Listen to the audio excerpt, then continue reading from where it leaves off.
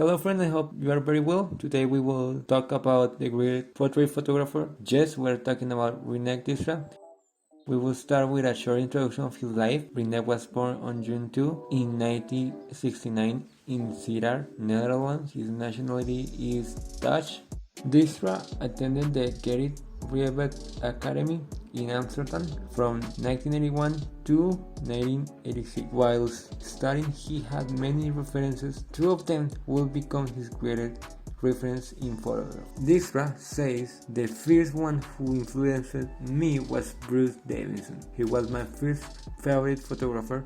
I love his work called East 100th Street. With that black and white so beautiful. Davison was a humanist. There was Irving Penn, Richard Avedon, and then some of those French photographers. Of course, I really liked Davison. Later in 1983, I discovered Jan Arbus, and then after that, in 1984, I discovered August Sander. Today, he is still one of my favorite photographers. To begin with her work, we will ask ourselves a question, which we will answer at once. Where does Rineke Dijkstra get her curiosity about people and about those moments of change that at first glance seems imperceptible? Dijkstra was engaged in an editorial portrait when an unfortunate bicycle accident forced her to be bedridden for months. He had a broken hip. As a part of his rehabilitation process, Rineke regularly went to the pool. After one of those exhausting days, he took his self-portrait in 1991, a photograph that completely changed the course of his career. In the image, Dijkstra poses in the changing room of the swimming pool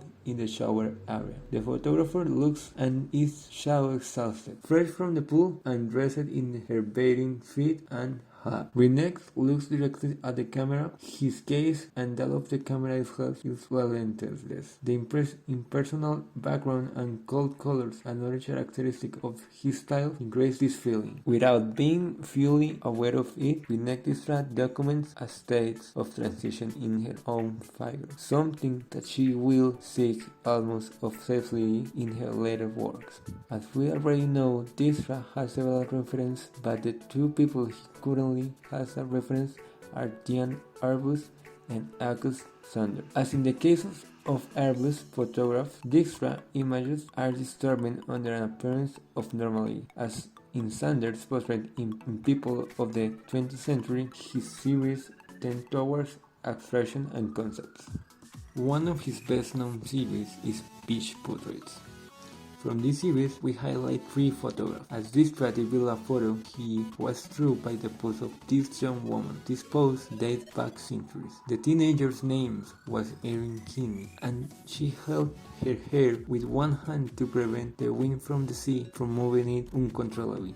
The other hand, the left, was resting on her thigh with the knee lightly bent. He unconsciously made the pose of the famous painting called The Beard of Venus by Sandro Botticelli, painted in 1485. A few months later, a thousand of miles from Hilton Head, another teenager was once again transformed into Botticelli's Venus. When the Dutch photographer asked her to pose for her on a Polish beach, the protagonist is less American than the previous one in her physique and in her way of looking. We see her more natural. This one looks more Botticelli's Venus, and the American girl looks like another not so famous Venus by the painter. Eugene Emmanuel and Marie Duval in 1862, this Venus is more carnal, more aware of herself.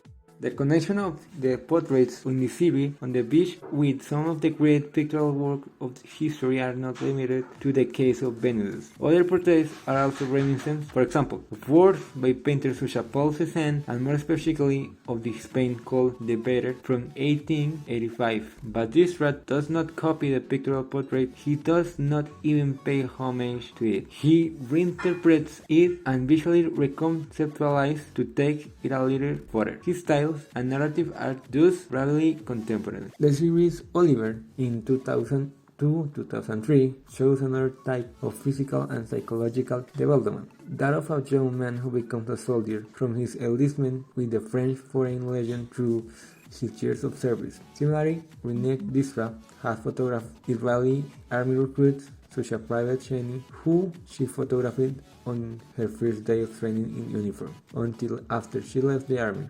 An interesting fact about her photos is that she does not give them names as usual, only puts the date and the place where I took it.